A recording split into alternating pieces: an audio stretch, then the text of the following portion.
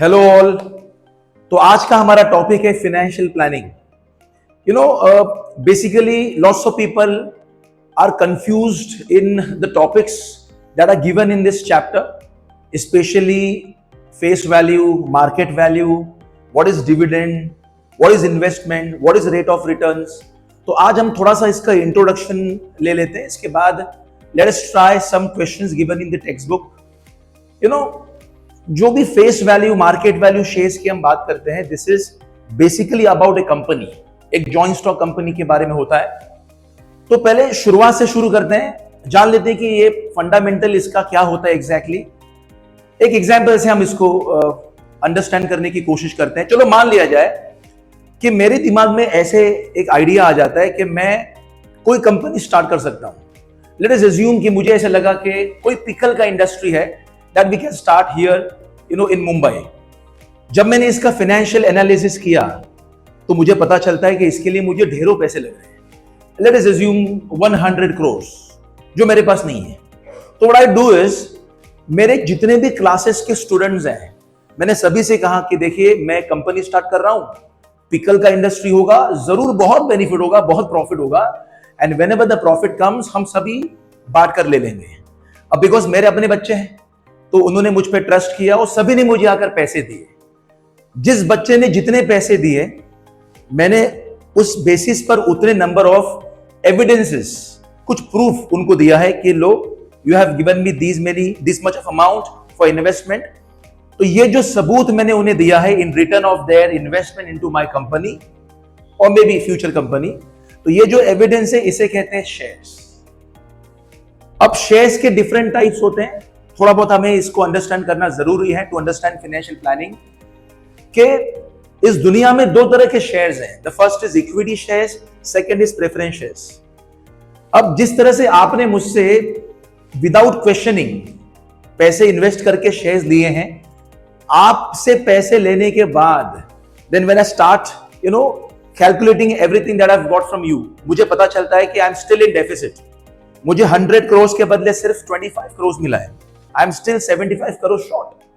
तो मैं कहीं बहुत ही उदास बैठा हूं, तो मेरा अपना कलीग मुझसे कहता है कि डोंट वरी, हम आसपास अगर जाएंगे तो हमें वहां से भी कुछ कलेक्शन होगा, because we have a very good reputation all over. तो मैं आसपास के घरों में गया, मैंने कुछ दरवाजे नॉक किए, कुछ अंकल आंटीज आए। जब मैंने उनके सामने मेरा ये प्रपोजल रखा तो दे सेड नो, हम ऐसे किसी कंपनी में पैसा इन्वेस्ट नहीं करना चाहते। And then after rejection of too many people there, अब मैंने एक आइडिया सोचा। अब नेक्स्ट रूम या नेक्स्ट फ्लैट जैसे मैंने नॉक किया, जैसे ही कोई बाहर आया, मैंने कहा देखिए प्लीज आप दरवाजा बंद मत कीजिए, I have a very good proposal for you, I have a very good opportunity for you. आप बैंक में जब पैसे रखते हैं, आपको बैंक के सेविंग्स अकाउंट का हार्डली 4-5% मिलता है, but I will give you around 12% every year. अब जिन भी लोगों को ये पसंद आया, ये डील पसंद आया, उन लोगों ने मुझ में इन्वेस्ट करना स्टार्ट कर दिया और मैंने उन्हें भी कुछ शेयर्स दिए, जैसे मैंने आपको शेयर्स दिए थे। But there is of course a difference between these two shares. आपको जब मैंने शेयर्स दिए, आपको किसी तरह का प्रॉमिस 12% का, 15% का नहीं किया गया है, जबकि इन अंकल आंटीज को जो मुझसे कुछ खास रिलेटेड नहीं थे, उनको मैंने परसेंटेज फिक्स्ड प्रॉमिस किया हुआ है। आपको जो मैंने शेयर्स दिए हैं, 2 शेयर्स आर इक्विटी शेयर्स, और जो शेयर्स मैंने इन अंकल आंटीज को बाहर दिया हुआ है, 2 shares are preference shares. Equity shares पर कोई प्रॉमिस नहीं होता है। व्हाटएवर द कंपनी अर्न्स, जितना भी यील्ड होगा वो सब कुछ सबको बांट दिया जाएगा, but it is only after making the payment to the other people, जो बाहर की तरफ है। जिन्हें हमने शेयर्स दिए हैं वो है प्रेफरेंस शेयर्स, यानी अंकल आंटीज को दिए जाने वाले शेयर्स प्रेफरेंस शेयर्स होंगे, हमारे बच्चों को दिए जाने वाले शेयर्स इक्विटी शेयर्स हैं। There is a difference. Equity share holders company के प्रॉफिट विदाउट एनी परसेंटेज या तो बहुत ज्यादा एंजॉय करेंगे या बहुत कम मिलेगा, बट जो प्रेफरेंस वाले हैं उनको फिक्स्ड रेट ऑफ डिविडेंड मिल जाता है। Now face value, market value, shares और डिविडेंड। शेयर्स मैंने आपको वैसे भी इंट्रोड्यूस कर दिया। What are shares? कोई इन्वेस्टर जब भी कंपनी में पैसे इन्वेस्ट करता है, उसके एक्सचेंज में फॉर एविडेंस जो उन्हें दिया जाएगा, दोज आर शेयर्स। तो शेयर का concept is very simple. It is a part of the share of the entire company's profit, the share of the entire company's capital, तो आपका जितना इन्वेस्टमेंट है उतना आपका शेयर है। शेयर यूजुअली एक पेपर के फॉर्म में होगा, बट ऑफ कोर्स आज के जमाने में ई फॉर्म, यानी कि आपको ई शेयर्स मिलेंगे, आपको ऑनलाइन जो शेयर्स मिलेंगे, it is demat form. Okay, what is face value, what is market value? जो भी हम शेयर्स खरीदते हैं उसका एक फिक्स फेस वैल्यू होता है as per as decided by the company. Company can give the face value to be ₹10 और ₹1 और ₹100। ये जो फेस वैल्यू है ये हमेशा कांस्टेंट रहेगा, but the market value keeps changing. एक एग्जांपल से इसको समझते हैं। अगर आपने कोई घर खरीदा है, लेट अस से आपने घर खरीदा है 50 लाख का, तो 50 lakh becomes its face value, it never changes, it is there on the paper. लेकिन क्या ये वैल्यू मार्केट में सेम रहेगा? जब भी आप फ्यूचर में may be after 8 years, 10 years, 12 years इसको सेल करने को जाएंगे, would you get the same amount back? Of course not. ये ज्यादा हो सकता है, मे बी कम भी हो सकता है। तो जो फिलहाल मार्केट में रेट चल रहा है उसे कहते हैं market value, but whatever is there affixed on the papers, that is face value. Face value does not change, market value keeps changing. तो आप जरा सोचिए, जब भी आपको शेयर्स खरीदना है या जब भी आपको शेयर्स सेल करना है, तो what matters? Does face value matter? Of course not. तो what matters is market value. तो जब भी हम परचेस करेंगे या जब भी हम सेल करेंगे तो market value comes into the picture, face value does not come into the picture. Next is dividend. हम क्यों शेयर्स खरीदें? हम शेयर्स खरीदते हैं बिकॉज हर साल कंपनी का जो भी प्रॉफिट होता है उसका एक पार्ट हमें मिले, may be 12% as I said about the preference shares, या इक्विटी का तो फिक्स होता नहीं है। तो जितना भी कंपनी का प्रॉफिट होगा जो हमें उसमें से एक हिस्सा मिलेगा, दैट इज डिविडेंड। जैसे मान लो अगर हमने कोई हैन बाय की है, एक फनी एग्जांपल है, कोई अगर हमने हैन बाय किया है तो हैन जो एग्स देंगी हर दिन, तो वो जो एग्स है वो हमारे डिविडेंड की तरह है, जो हमारा बेनिफिट है। इसके अलावा ऑफ कोर्स हम may be a couple of years और कपल ऑफ मंथ्स के बाद में शेयर्स बेच सकते हैं, जैसे हम हैन बेचकर और पैसे ले सकते हैं। तो शेयर्स का जो डिविडेंड है, जो कॉन्सेप्ट है, it is only about the part of profit that we get from the company every year. Okay, so the next question is question number 3 from problem set 4B. The question says Prashant bought 50 shares of face value ₹100 having market value ₹180. तो प्रशांत ने 50 shares buy किया है, face value is ₹100, but if you remember face value does not matter when we sell और buy the shares. तो अगर प्रशांत को ये shares खरीदना होगा तो मार्केट वैल्यू का जो रेट होगा उसी हिसाब से उसको बाय करना होगा। तो market value is shown to be 180, तो 50 शेयर्स 180, 180, 180, 180 के रेट में उसको खरीदना है। As we all know, total amount invested या total money spent on the shares हम कैसे निकालेंगे? 50 shares multiplied by 180, which is simple. Okay, company gave 40% dividend on इस शेयर्स। एक बात जो हमें याद रखनी है वो ये है कि जब भी कंपनी हमें डिविडेंड देगी तो dividend is always paid on face value. Company will always refer to the value that it has given to the shares. तो जो डिविडेंड होगा हमेशा फेस वैल्यू पे होगा। तो dividend is always face value, okay, but for buying and selling the shares it is always market value that matters. Next, find the rate of return on investment. बहुत ही खूबसूरत question है। हमें rate of return निकालना है investment पर। इसका मतलब क्या होगा कि हमने जितना इन्वेस्ट किया है कंपनी में, how much of that have we got back. ये इस डिसीजन को लेने में भी हेल्प करेगा कि whether if we would have invested this amount in bank तो वो प्रॉफिटेबल रहता। अगर हमने बैंक में इन्वेस्ट किया या बैंक में अगर हमने सेव किया तो let us say bank would have given us 10%, तो is this investment better than the savings in bank? हमें वो रेट फाइंड करना है, that is rate of return on investment. तो and of course this question is very very important for you exams point of view. Let us try and solve this. Solution में सबसे पहले हमें लिखना है given data. तो which all data are given in your question? The first is 50 number of shares we have bought. तो Prashant bot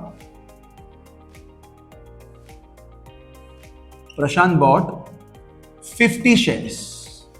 तो number of shares bought is 50। Face value of each share कितना है? Face value of each share is given ₹100. Fine. And what is the market value of each share? Market value of each share is ₹180। तो अगर 50 shares buy किया है, face value of each share is 100, market value of each share is 180, तो what would be the total face value? आप इसको ऐसे भी समझ सकते हैं, if shares are confusing for you, let us say हमने वाटरमेलन बाय किए, अगर मुझे 2 वाटरमेलन खरीदने हैं और एक एक वाटरमेलन का market value is late us से ₹400, तो 2 वाटरमेलन का टोटल कॉस्ट कितना होगा? ईच वाटरमेलन कॉस्ट ₹400, हमें 2 खरीदना है, तो 2 into 400, तो ऑब्वियसली बात है we have to multiply the number of watermelons with its market value. Same thing goes with shares. कितने शेयर्स हम बाय कर रहे हैं? 50 शेयर्स, और एक एक शेयर का मार्केट वैल्यू कितना है? 180 है। तो let us find the total market value as well as the total face value. तो total face value will be, total face value, इसका फॉर्मूला होगा number of shares multiplied by face value of each share. So therefore total face value will be, what is the number of shares? 50. And what about this? The face value of each share is ₹100, which gives us ₹5,000 as our total face value. Similarly, total market value कैसे निकालेंगे? तो total market value is equal to number of shares multiplied by market value of each share. So again, the number of shares is 50 and the market value given is ₹180. So 50 into 180 is 9,000. So this is the total market value. Okay. अच्छा, क्या लिखा है? Then company has given us dividend. As I said earlier, dividend is always to be computed on face value. So let us find the dividend given by the company. How much dividend is given by the company to the shareholder? Is 40%. Now, dividend is 40%. It is given. It is given in the question. You can look at this. 40% dividend दिया हुआ है. So therefore dividend is equal to, let us find 40% on face value. Okay, dividend is always to be computed on face value. Dividend, face value, dividend, face value. Learn it this way. So dividend is 40% of the total face value, which is ₹5,000. Therefore dividend is equal to, if you find 40% of this, you will get ₹2,000. So this is the amount of dividend that we have got. Okay, यानी हमने shares में invest किया और हमें कुछ ही वक्त में इतना डिविडेंड मिला है. So this is the returns that we have got. But is the question about finding only returns? No. It is the rate of returns, percentage of returns. तो हम परसेंटेज निकालते कितना हमने इन्वेस्ट किया और उसके एक्सचेंज में कितने हमें मिले हैं. Let us find that. Rate of return on investment. Rate of return on investment. Rate of return on investment का जो फॉर्मूला है, it is dividend divided by total investment, यानी market value. Total market value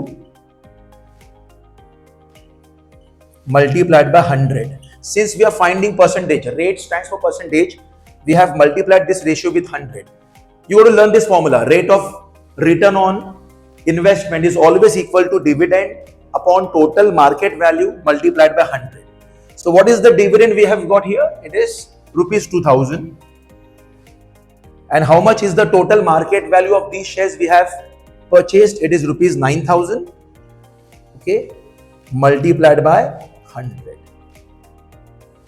So this gives us 2,000 divided by 9,000 into 100. We can cancel the numbers. It is 200 divided by 9, which gives us 22.22%. Hence, the rate of return on investment is 22.22 percentage. Again, the reason we have written percentage here is because it is the rate that we have got. Okay, that's it.